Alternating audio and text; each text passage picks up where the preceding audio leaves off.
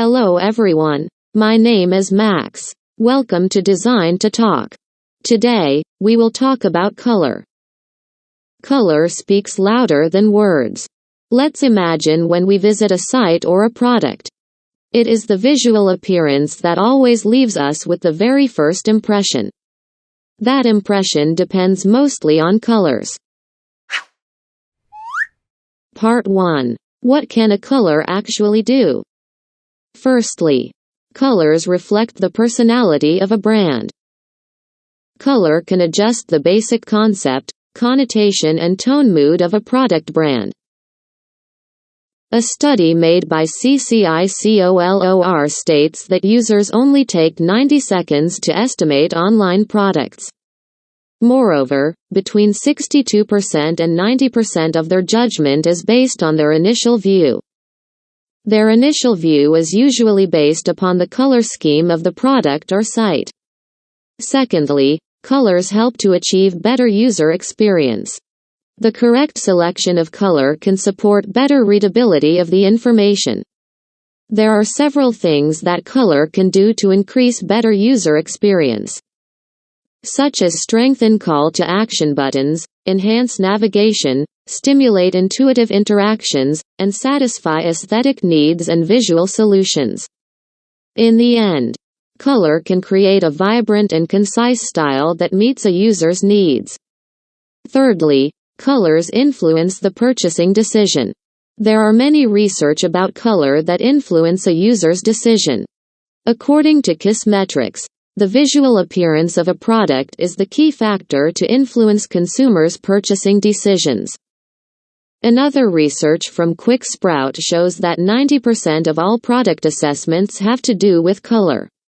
Lately, a lot of companies take colors, especially color in UI, UX design, as one of their marketing strategy. Part 2. Color concept. As we all know, psychology is one of the basic studies in design. There is a branch of psychology that shows the influence of colors on human mood and behavior. It is called color psychology. This study indicates that our mind basically reacts on colors, but we usually are not aware of it. When our eyes perceive a color, our brain gives signals to the endocrine system, releasing hormones responsible for the mood and emotions. Each color has its own effect on our mind. By knowing the possible reactions can facilitate us to convey the correct message. We can also call users to conduct the expected and possible action. Here is a short list of color meanings. Red. It represents both good and bad feelings, including love, confidence, passion, and anger. Orange. An energetic and warm color bringing the feelings of excitement. Yellow. This is the color of happiness, the sunlight, joy, and warmth. Green. The color of nature which brings calming and renewing feelings.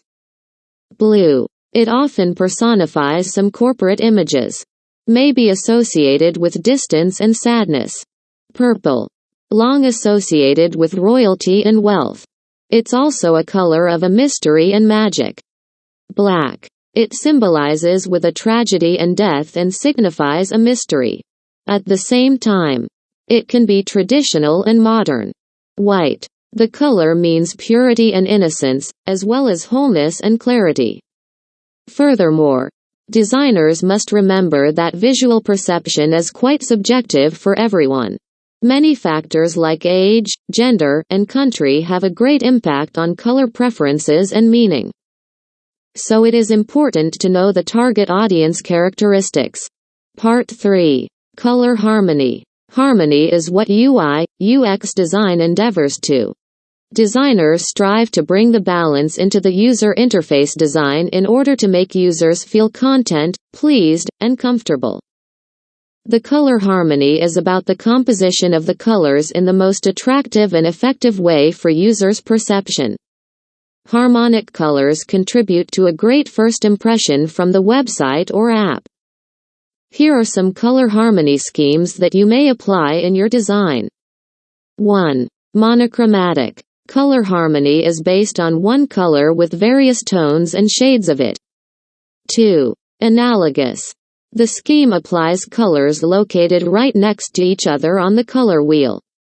3. Complementary. It is the mix of colors placed in front of each other on the color wheel, and it aims to produce high contrast. 4. Split complementary. This scheme works similar to the previous one, but it employs more colors. For instance, if you choose the blue color, you need to take two others which are adjacent to its opposite color, meaning yellow and red. 5. Triadic. It is based on three separate colors which are equidistant on the color wheel. Professionals recommend to use one color as a dominant, the others as accents. 6. Square. The square color scheme employs four colors from the wheel which are complementary pairs. If you connect the points on the chosen colors, they form the rectangle. Part 4. Colors balance. There is common knowledge when we consider which colors to use in our project. Sometimes we underestimate the importance of color combinations when we are doing UI interface design. It would be better to avoid overload and chaos in your design. Always bear in mind that minimalism is better in UI. The infamous rule for color balance is 6:3:1 and also referred to as the golden rule. The principle of 60% plus 30% plus 10% represents the best proportion for reaching balance with your color selection. The biggest part, or 60%, should go to the dominant hue. The third of the composition takes secondary color, or 30%, and 10% goes to the color which helps to make the accents. This principle works to perfection when you're trying to produce a vibrant and harmonious interface. When this strategy executed correctly, it will enchant potential customers. The vision of the viewer will be amused and eased. They will be able to move naturally from one point to another in your design. Last part. Color combinations. Having a balanced color composition in the interface is not enough. As designers, we need to have knowledge about which color works on others and which are not. Here are some common information about colors which can help you in color combinations. Firstly, tints, shades, and tones. Based on a hue, you can create many changing variations on the color wheel. Let me give you an easy understanding. By adding white to a color, then you can get a tint. When you add black, you get a shade. And when you add gray, you get tone. I suggest you to use a single color scheme of all three.